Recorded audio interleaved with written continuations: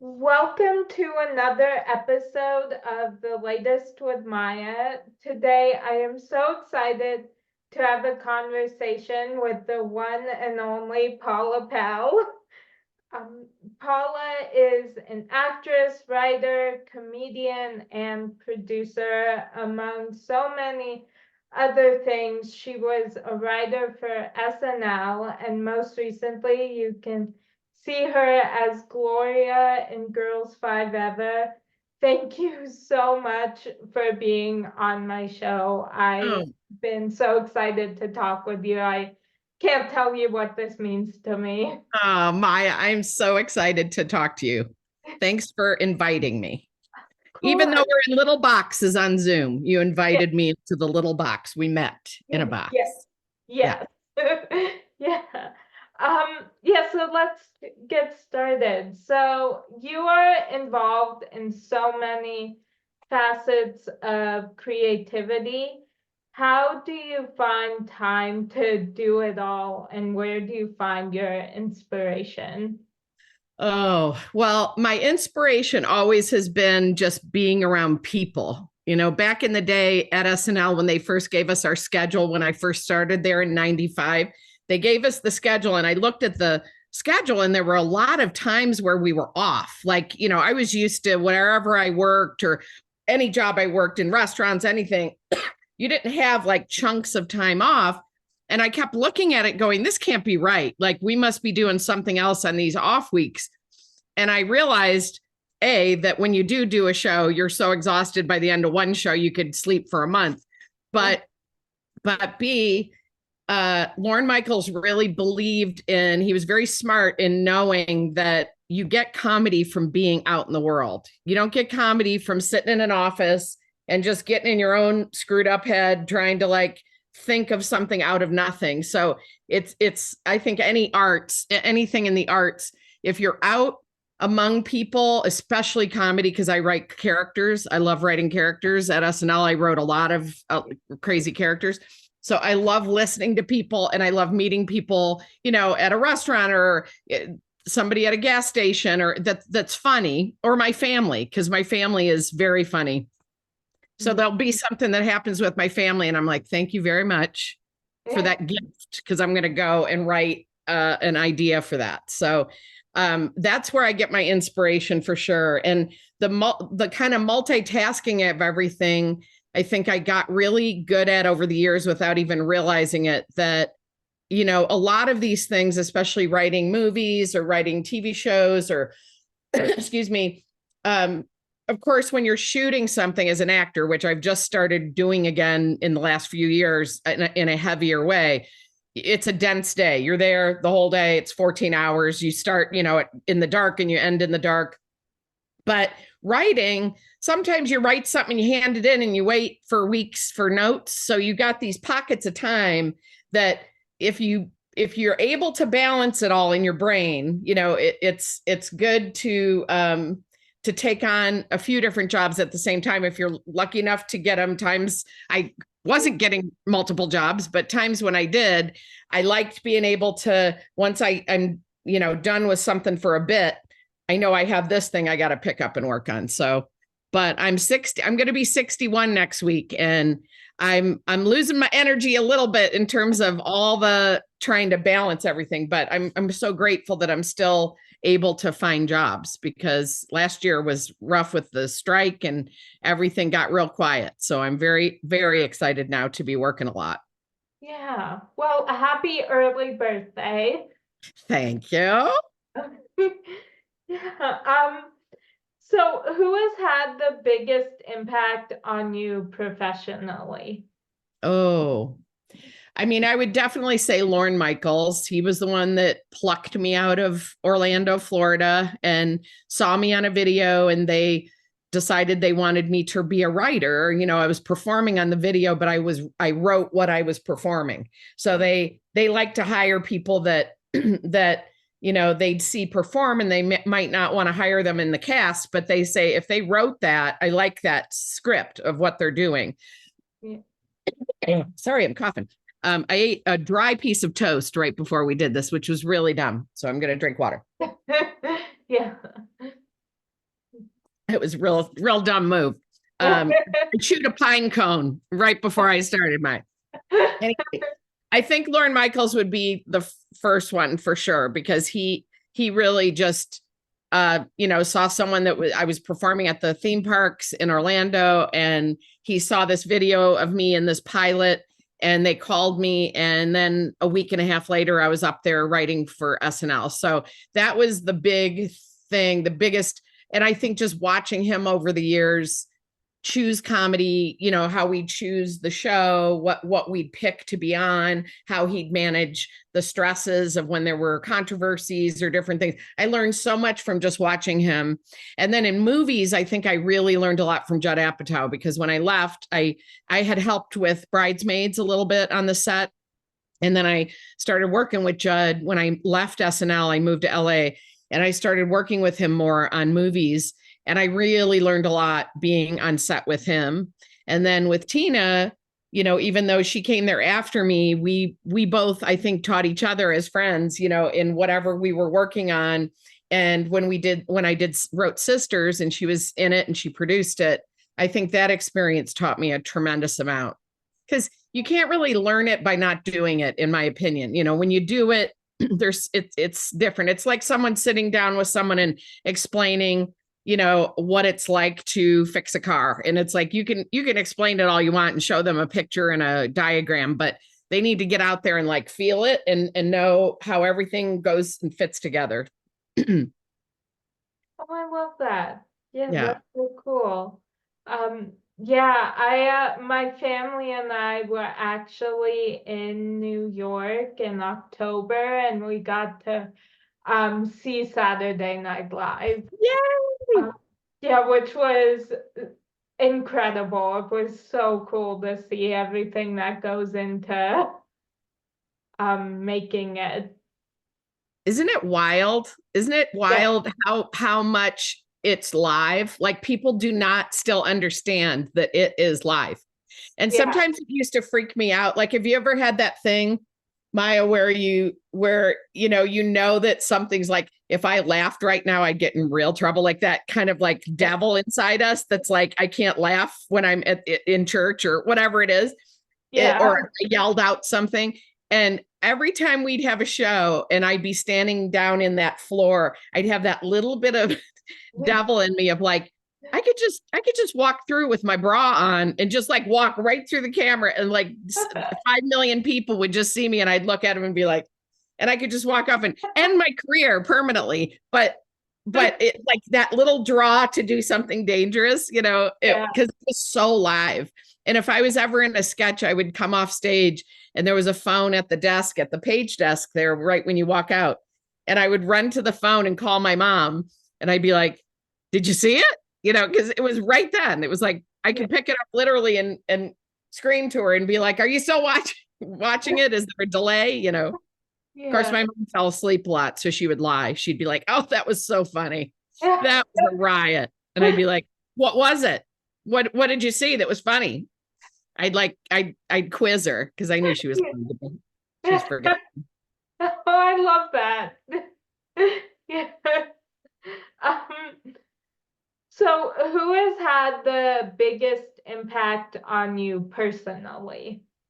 Oh, personally, I think my parents and my sister. I have just one sibling, and she's 3 years older.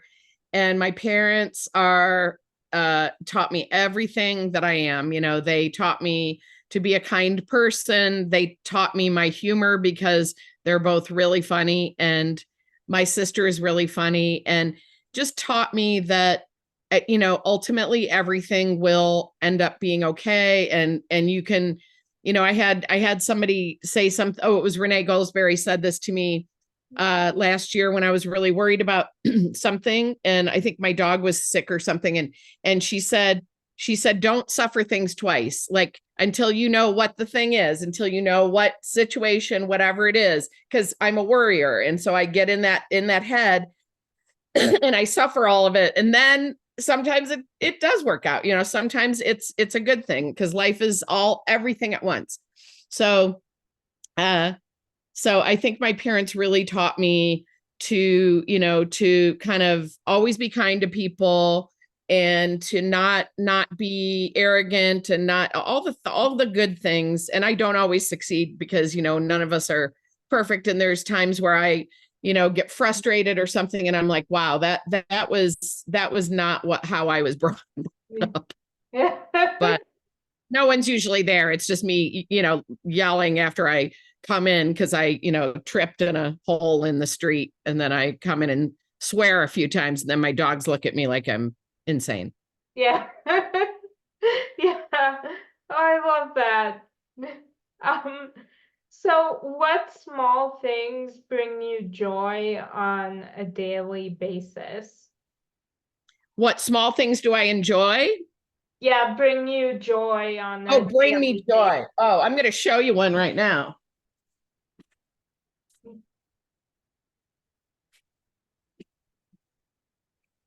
Oh.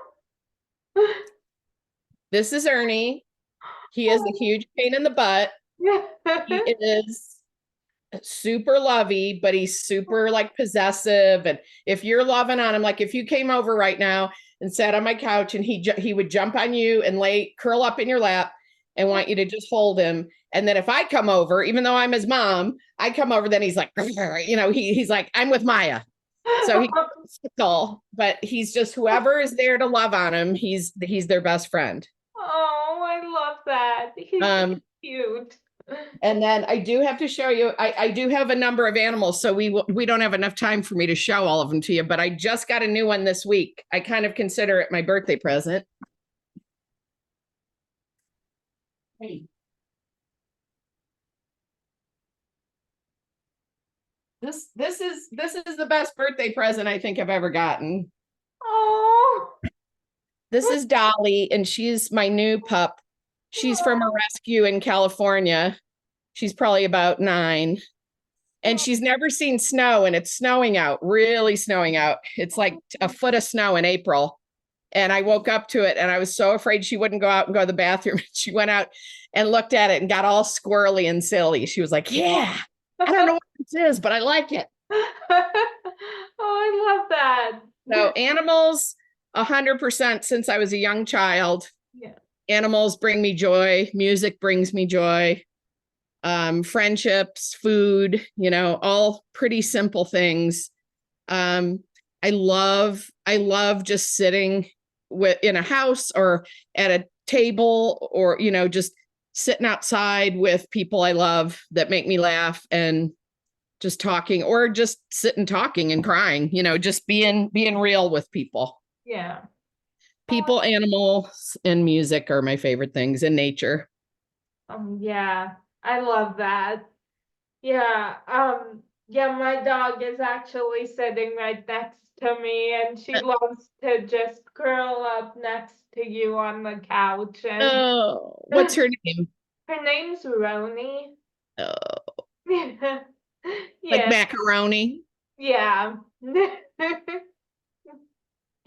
Yeah, she's the cutest thing and my favorite thing in the entire world. Yes. So They are the best. Dogs are everything I always wish that I was inside. yeah. They're honest, they're simple, they live in the moment, they don't worry, they're just joyful, they appreciate the small things. They appreciate food and fresh air and a soft bed and that's what I love about them. Yeah, me too. Yeah. So I am pop culture obsessed and go in stages of shows that I cannot stop watching. Is there a show that you are currently obsessed with? You know what? It's so funny because I just happen to really have this long stretch of work, which, like I said, sometimes I don't work for 6 months, but I had this really long stretch the last, even during the strike, I was working on stuff. So I didn't really get hooked. Like there's a lot of shows in my queue in my, Netflix and different things where I'm like, I've got to watch the show. But when I'm just sitting around and I don't want to commit, what I'm always worried about is starting a show and then not having time to like really binge it and really have the experience. So the last 2 shows that I had that experience, I think, were White or White Lotus and Fleabag. Those were my last two that like really were like a binge, like a binge. And then I got on a hook of watching Project Runways, where I used to watch them, but I love Project Runway, and I got on this hook because I didn't realize I had missed a couple seasons recently, and so I just sat and just like really got hooked on them. And also I just get so hooked on things like Shark Tank, I Yeah. don't like I don't like reality stuff that's very negative and very like people are vicious with each other or whatever. I like things where people are creating things, or that they're I love American Idol. I'm obsessed with American Idol. Um but yeah, those are my ones lately, but I really need to sit down now that I have a little bit of time. I've got a little list of things because I haven't seen quite a few of the bigger ones that are out there now. What's your favorite you've binged? Oh, there's so many. I recently, like in the past couple months, I've gotten really obsessed with Chicago Med. I cannot believe you said that, because I almost said out of my mouth Chicago Med, Chicago Fire, Chicago PD. I watch all three of them every single week. Oh, cool. I love that. Yeah, every Wednesday I tell my mom, because she doesn't watch the show, I tell her you have to go do something from 7 to 8 so I can watch Chicago Med. It's so good. It's really good this season. And I love, I grew up watching, because I grew up in, the 70s, 80s, 90s. And so I love like SVU, like all those shows that had like, different versions, but then they just went on and on for years and years. And a lot of shows now don't stay very long. They're on for 4 years, or they're on for 3 years. I love watching a show that I can go back and watch, like ER or, any of those. But I really love Chicago Med. I cannot believe you just said that, because I was just about to say it out of my mouth. And I watch all the Chicago shows on Wednesday night. Oh, I love that. Yeah, I haven't seen the other Chicago shows yet. Yeah. I'm They're watching. really good. They all kind of are created by this, I think the same, around the same people. So Chicago PD is a lot more nerve-wracking because it's undercover cops usually. So that always makes me very nervous, because anytime I see somebody that's like, with the mob and they're witnessing all this horrible stuff and they have to pretend they're bad guys, it just makes me so nervous. But it's very good. But it's the acting is really great in it. But yeah, I love Chicago Med.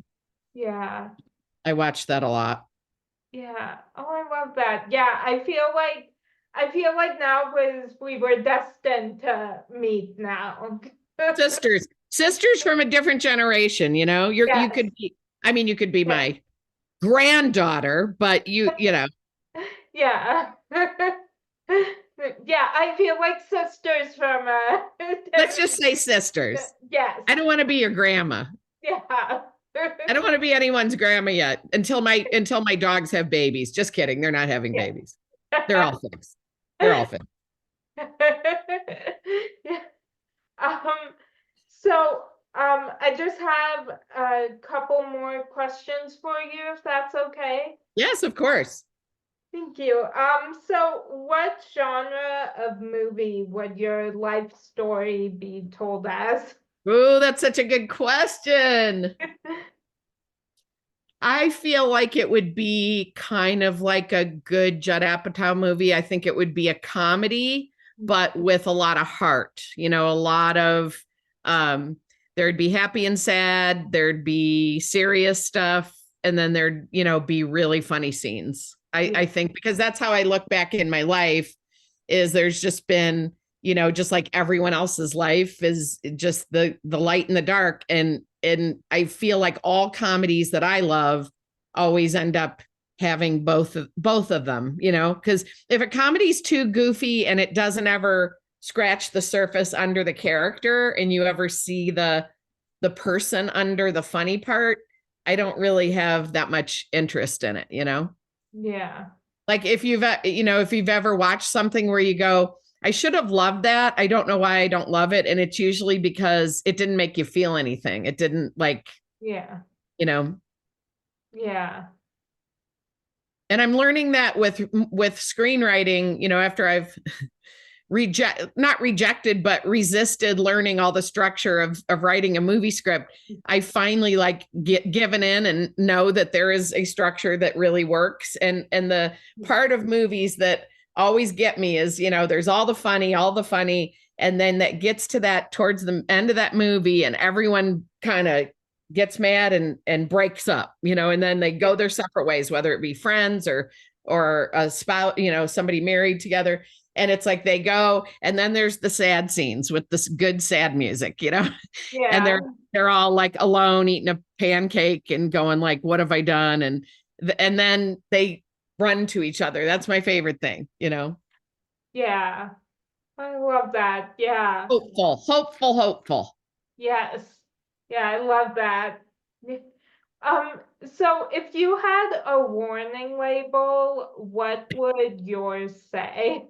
Oh my God, these are the best questions. Thank You you. should teach a lot of other people doing interviews the art of questions, because these are fantastic. A warning label would be I might try to follow you around too much. Like, put some boundaries up. I'm much better than I used to be, but like once I was like a succubus, like a barnacle if I loved hanging with somebody, and then I just always want to be with them, So you might need to like, swat me away sometimes like a fly. And don't feed me too much because I'll always want to order 3 things. So, do that. But I think it would be a pretty short warning label, because I tend to try to really anticipate people's, like if I feel like I'm going too far with anything, I feel like I'm always like, okay, I'm going to cool it now. Or I, talk too much at this party, or I, did whatever. So, but that's such a good question. Thank you. Um, so do you have any irrational fears? Irrational fears? Yes. Well, when I lived in California, I had an irrational fear of earthquakes, only because anything I had ever watched about an earthquake was like the our earth goes like that, and then you just fall in with your car or whatever. And I also lived in Florida in my youth, and they had the sinkholes, So I had a fear of that. I think I have irrational fears of fire. Like, even though I've had people come and put a million things in this house to, that are brand new in terms of like wiring and everything, because it's an old house. And I still have that fear of like, all of a sudden everything's gonna, and I never had a fire when I was growing up, but I just am very afraid of fire. And I think I just have an irrational fear sometimes that I always had, where like that I offended someone or hurt their feelings, and I didn't even do anything. I didn't even say anything. But like something in me, would be like, oh my God, I did they read my mind if I thought something, Yeah. I grew up Catholic, and you grow up very, like guilty of like, oh my God, was that a sin? Should I have apologized? Should I confess that? And I think I have that neurotic part of me where sometimes I'll think something and then I'll be like, there's no way they could hear that, right? I used to be very frustrated with my neighbor or my friend that lived in the neighborhood, and I was good friends with them, and then sometimes we'd fight. And I remember being in the car one time with my mom, and I was just talking about like, and it's not fair, and they're this and all this, and then they pulled up next to us, but it was like our windows were up, like it was completely sealed off, and I was just like, oh my God, she heard me, and my mom was like, there is no way that she heard you, all the windows are up, but I was sure that somehow a bird heard me and then came over to her car and said, you know what I just heard? You know what that one just said about you? Yeah. Yeah, I feel like I have I don't know, I have so many irrational fears, it's hard to pick just one. So, Well, you're a creative mind. And when you're a creative person, you it's like those coffee makers that percolate, they have the little thing and it kind of bubbles up the coffee. I always call it my percolator because I'll lay in bed and I've got a creative mind like you. And so our mind is full of images and words and thoughts and we tell stories. We tell stories in our head, and then all of a sudden you're creating the story and it's not even real. It's not based on any facts. It's completely the opposite. It's based on nothing. And you create it and create it and create it. And then you feel the feelings from what you've created, and it's really weird how our minds can do that. yeah, definitely. I had a therapist tell me to name that person in my brain a name I hate. Yeah. So then you can go, shut up, Corky. It's like, shut the heck up. Like you just can yell at them because it's like a separate thing than you. It's not you, Yeah. Yeah. Yeah. Yeah. So I have just one more question for you. So I love inspiring and motivational quotes Me and too. Oh my God, we are such sisters. I can't believe yeah. it. Yeah. Um, this week, my favorite quotation is "You're braver than you believe, stronger than you seem, and smarter than you think." Ooh, it's so Um, good. yeah. Is there a quotation that has inspired you lately? Yes, I have one that I actually have a tattoo of part of it here. And it's a poem by the poet Rilke, which is like he was back in the 1800s. His Rainier Maria Rilke, I think is his name. And he wrote a lot of beautiful poems, but this one is it says, let everything happen to you, beauty and terror, just keep going, no feeling is final. Oh, And I really love that one because anytime I've gone through anything in my life and I got divorced or just, we lose people, different things, um, you look at that hole you feel like you're in and it feels forever. And I love the reminder that no feeling is final. yeah. Oh, I love that. And Yeah. I'll tell you something funny. I've used this. I've shown this to my friends when they're in tears and they're upset about something. I will point to this tattoo on my arm and say, "No feeling is final." And one day I had just shot a scene from Girls Five Eva, and I came home and I was talking to my friend on FaceTime, and she was crying, and I was talking her down from something she was going through, and I was talking, and I said, "And just remember this." And I went like this, and they cover our tattoos when we're shooting. So I just pointed at a bare arm. I was just like, look at this. And she was like, your arm? What? What about your arm? And I laughed so hard because I was not motivating her very good by showing her a blank arm, Yeah, I love that. Yeah, but I love that quote. And I love Mary Oliver quotes too. She has some great quotes of like, what do you want to do with your one precious life? Or she has some really good ones too. Oh, I love that. Yeah. Yeah. Well, sorry.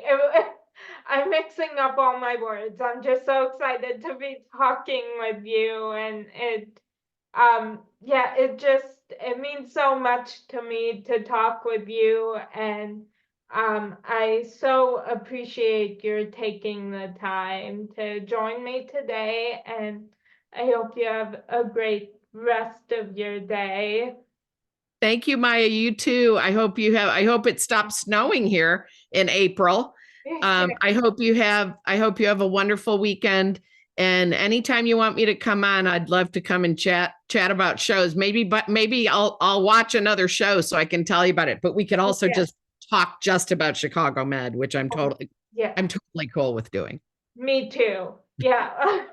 Well, I won't keep talking about it, but I'll save it for our next interview. I had a question for you about it. So, Oh, you can ask me after. Yeah. okay. Yeah, I Okay. just didn't want to keep you, but No, I'm just Maya. sitting here all day. I'm good. okay. Thank you. Yeah, I could just talk with you all day. So Oh, thank you're you so so sweet. Me too.